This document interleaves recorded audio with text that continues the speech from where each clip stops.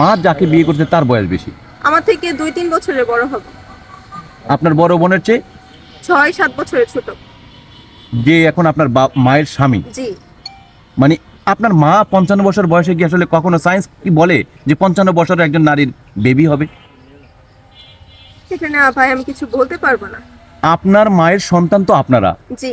কিন্তু দাম্পত্য লাইফ সুখ সব তো সুখ না, না। এটা তো একটা শেষ আছে। জি। তো যখন আর তার শরীর চলবে না তখন এই সন্তানটাই তো পাশে থাকবে। আপনারা সন্তান হয়ে কি থাকবেন মায়ের পাশে, যে মা এত কিছু করার পরও আপনাদের পাশে, আপনারা কি আপনাদেরকে পাশে পাবে কিনা? ইনশাআল্লাহ পাবে। আমরা আমাদের সর্বোচ্চ দেওয়ার চেষ্টা করি সব সময়।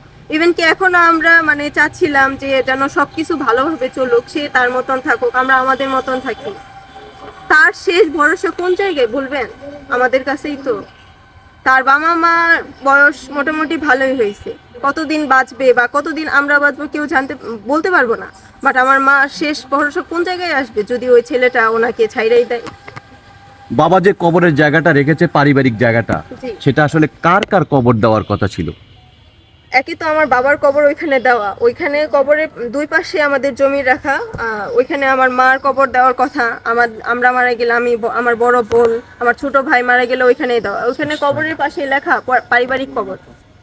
আমার বাবাই ওই জায়গাটা রেখে গেছে যেন আমাদের পরিবারের সকলকে ওই জায়গায় কবর দেওয়া এই যায়। কবর নিয়ে আপনাদের মানে চাওয়াটা, নাকি আপনাদের বাড়িঘর থাকতে হবে, মায়ের কাছ থেকে সম্পত্তিটা ছিনে নিতে হবে? কবরটাই সব থেকে বড় রক্ষার জিনিস। আমরা আপাতত চাচ্ছি যে অ্যাটলিস্ট আমাদের বাবার কবরটা ওই জায়গায় থাকুক। সর্বোচ্চ চেষ্টা করবো, আমাদের জান দিয়ে হইলে আমরা চেষ্টা করবো। এই কবর করে আমার বোন একদিন এক রাত জেলও খেটে আসছে। এখন আপনাদের পাশে গার্ডিয়ান বলতে কে? এখন আমার পাশে আমার গার্ডিয়ান বলতে আমার বড় বোন আর বড় বোনের হাজবেন্ড। বাট আমার বড় বোনের হাজবেন্ডকেও মামলা দিয়ে রাখছে। আমার কাকা আমাদের পাশে ছিল, বাবা হিসেবে তারে পাশে পাইছি, তারে মামলা দিয়ে রাখছে। আমার কাকা তো ভাইরে মামলা দিয়ে রাখছে। কি আছে একটা মানুষের কাছে, পুরুষের কাছে, টাকা না মানে অন্য কিছু, যে নিজের সন্তান, আপন সন্তানকে ত্যাগ করে দেয়? জানি না ভাই, মানে সে কি দেখা ওই ছেলের বিয়ে করছে আমরা কিছুই জানি না। আমরা ওই ছেলেরও কোনো মতেই চিনতাম না। যখন বিয়ে করছে তারপর পরই আমরা দেখতে পারি যে এই ছেলেটা আমাদের বাসায় ভাড়া থাকতো। ওইখান থেকেই ওনাদের প্রেম হয়, ওইখান থেকে ওনাদের বিয়ে। এই ঘরটাতে কিন্তু আপনার মায়ের বিয়ে হয়েছে, জি।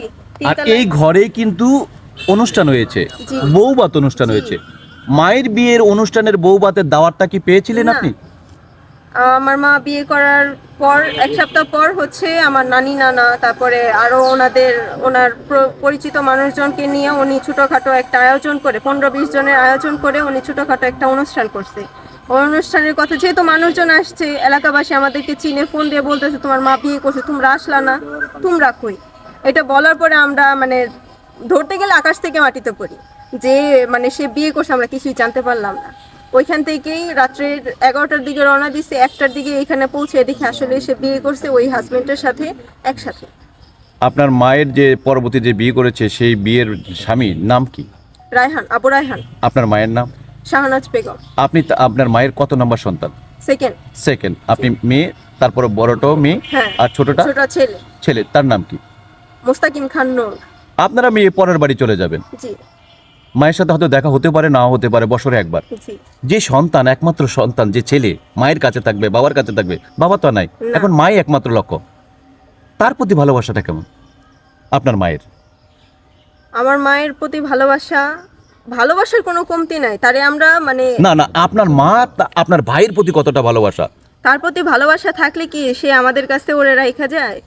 সে যখন বের হয়ে যায় তখন আমার ভাইকে বলে তুমি ওদের সাথে থাকো।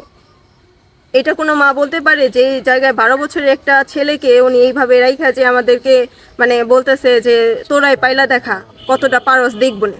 আপনার শেষ মানে ইয়াটা কি সাধারণ মানুষের কাছে বলেন, আসলে কি বিচার চান? আমি আসলে আপাতত বিচার চাচ্ছি, এতটুকুই চাচ্ছি যে একটা সুষ্ঠু সমাধানে আসুক, আমার বাবার কবরটা অ্যাটলিস্ট এইখানে থাকুক।